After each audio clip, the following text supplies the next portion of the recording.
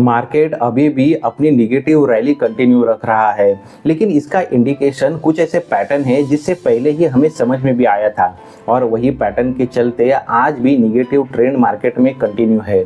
ये पैटर्न को देखते हुए हम आने वाले समय में भी मार्केट का एक रेंज, एक लेवल क्या रह सकता है उसका प्रेडिक्शन कर सकते हैं। मार्केट में अभी भी दबाव है ऐसा दिखाई दे रहा है। अगर फ्राइडे का मार्केट का परफॉर्मेंस देखे तो केवल निफ्टी को ही देखे तो निफ्टी में 300 पॉइंट तक की गिरावट देखी गई और आखिर के सेशन में वो थोड़ा रिकवर होते होते देखे तो भी पूरे दिन में 1% तक की तो गिरावट यहाँ पे देखने मिली है हमें। अगर लास्ट के 5 दिनों में देखें तो भी हम देख सकते हैं कि गिरावट कंटिन्यूस है जो 2.7% तक की है। अगर मंथ का भी परफॉर्मेंस देखें तो हमें नजर आएगा ये जो टोटल फॉल है वो अभी 7.76 तक का हो चुका है और इसका इंडिकेशन हमें कुछ समय पहले भी आ चुका था। अगर टेक्निकल चार्ट देखें तो यहाँ पे एक बहुत ही इंटरेस्टिंग पैटर्न बना हुआ था जिससे ये फॉल एक्सपेक्टेड था भी।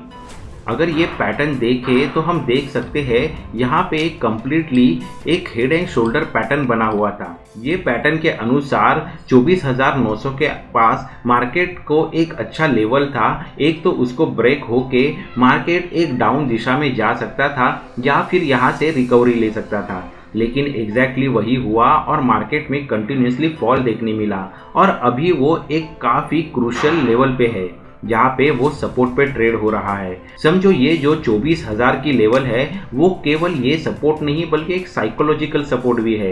अगर ये 24,000 का सपोर्ट भी ब्रेक हो जाता है तो जो मार्केट का जो नेक्स्ट सपोर्ट है वो हमें तकरीबन 23,500 के आसपास देखने मिलता है। मार्केट के ये करंट फॉल में एक तो रीजन है कि फॉरेन इंस्टीट्यूशनल इन्वेस्टर काफ़ी जम के सेलिंग कर रहे हैं। अगर देखा जाए तो अक्टूबर मंथ में ही 1 लाख करोड़ से भी ज़्यादा की सेलिंग हुई है, लेकिन उसी के कंपैरिजन में अगर डीआईएस को देखें तो उन्होंने बाय भी किया हुआ है और इसी वजह से मार्केट में जो फॉल है वो काफ़ी हद तक कंट्रोल में है। अगर डीआई भी सेल करते थे और भी एक रिगरस फॉल हमें देखने मिलता था। हमने अभी टेक्निकल चार्ट देखे मार्केट के लेवल्स अंडरस्टैंड करने की कोशिश की, साथ ही में एफआई और डीआई की जो एक्टिविटी हो रही है उस पर भी नज़र दिया और उसके वजह से क्या केवल एफआई की ही एक्टिविटी है जो मार्केट पे इम्पैक्ट कर रही है, तो ऐसा नहीं है। कुछ ग्लोबल एक्टिविटीज़ है, जो ग्लोबल सिनारियोज है वो भी मार्केट के प्रेशर बना रहे हैं। साथ ही में डोमेस्टिक भी कुछ ऐसे सिनारियोज डेवलप हो रहे हैं जिसके वजह से मार्केट निगेटिवली इम्पैक्ट हो रहा है। अगर ग्लोबल सिनारियो की बात करें तो हम देख सकते हैं 5 नवंबर को यूएस में इलेक्शन आने वाले हैं, तो उसका एक निगेटिव प्रेशर मार्केट में अभी भी बना हुआ ही है। साथ ही में अगर चाइना का इकोनॉमिक बूस्ट के लिए जो भी प्रयत्न चल रहा है उसके वजह से इंडियन मार्केट पे एक निगेटिव प्रेशर बना हुआ है। केवल इतना ही नहीं तो अगर जियोपॉलिटिकल एक्टिविटीज़ देखें तो इजराइल का और ईरान का जो वॉर हो वो हो या फिर रशिया यूक्रेन का वॉर हो तो वो भी अभी तक सेटल हुए हैं ऐसी बात नहीं है। तो इनके सब चलते हुए ग्लोबल प्रेशर मार्केट्स पे है ही। अगर उसी के साथ डोमेस्टिक पे हम ध्यान दें तो अक्टूबर मंथ एक काफ़ी इम्पोर्टेंट मंथ होता है जहाँ पे क्वार्टर के रिजल्ट्स आते रहते हैं। तो इसी अक्टूबर मंथ में जो रिसेंट बड़े कंपनीज के रिजल्ट्स आए फिर उसमें HUL हुआ, अल्ट्राटेक सीमेंट हुआ, डीमार्ट हुआ, बजाज फाइनेंस हुआ, इनके पास से जो भी एक्सपेक्टेशन मार्केट्स को थे वो पूरी तरीके से फुलफिल नहीं हो पाए और उसी का एक रिजल्ट है जो मार्केट ने निगेटिव ट्रेंड अपना कायम रखा हुआ है।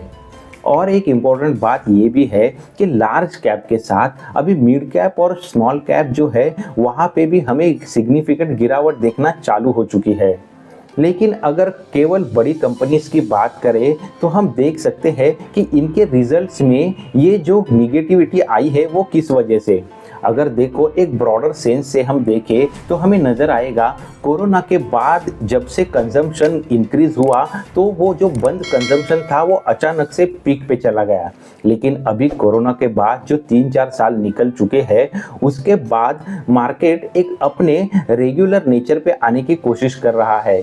जो कंजम्पशन है वो अपने रेगुलर लेवल पे आने की कोशिश कर रहा है और वही इम्पैक्ट है जो मार्केट अपने रेंज में एक्चुअल न्यूट्रल रेंज में आने की कोशिश में है। तो ये हो गया डोमेस्टिक इम्पैक्ट। लेकिन आने वाले समय में अगर लॉन्ग व्यू रख के हम देखें तो ये बड़ी कंपनीज हो या फिर फंडामेंटली स्ट्रॉन्ग कंपनीज हो, फिर वो मिड कैप की हो, स्मॉल कैप की हो या लार्ज कैप की हो, वो फिर ये कंजम्पशन को प्रॉपरली रिएक्ट करते हुए अपनी मार्जिन लेवल रखते हुए नेट प्रॉफिट ज़रूर बनाती हुई नजर आएंगी। तो अगर एक लंबे समय का होराइजन हम हमारे पास रखें और इन्वेस्टेड है तो डेफिनेटली आने वाले क्वार्टर्स में ये कंपनीज का रिजल्ट भी हम पॉजिटिव मार्केट को इम्पैक्ट करते हुए देख सकते हैं। और भी काफ़ी सारे लोगों का फिलहाल ये सवाल होता है कि ऐसे में हम लमसम इन्वेस्ट करें, मार्केट से दूर रहे या अपनी एसआईपी शुरू करें या क्या करें।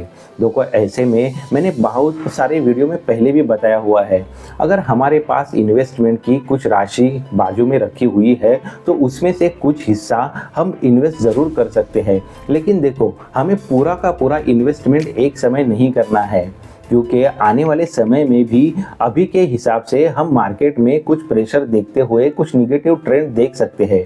तो इसीलिए अभी भी हम हमारी 25 से 30% तक की इन्वेस्टमेंट करके बाकी इन्वेस्टमेंट की अमाउंट आने वाले समय के लिए रिजर्व रख सकते हैं।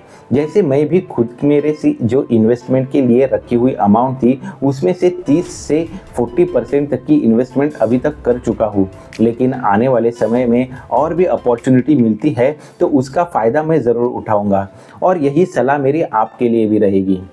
लेकिन फिर ये मार्केट का सिनारियो वो लोगों के लिए अच्छा नहीं है जो मार्केट में केवल कुछ टाइम के लिए आना चाहते हैं और उसमें से कुछ इंटरेस्ट, कुछ परसेंट निकाल के अपना रिटर्न लेके बाहर जाना चाहते हैं। तो ऐसे में वो पर्सन कभी भी इसमें से रिटर्न जनरेट कर पाएगा, ऐसा नहीं।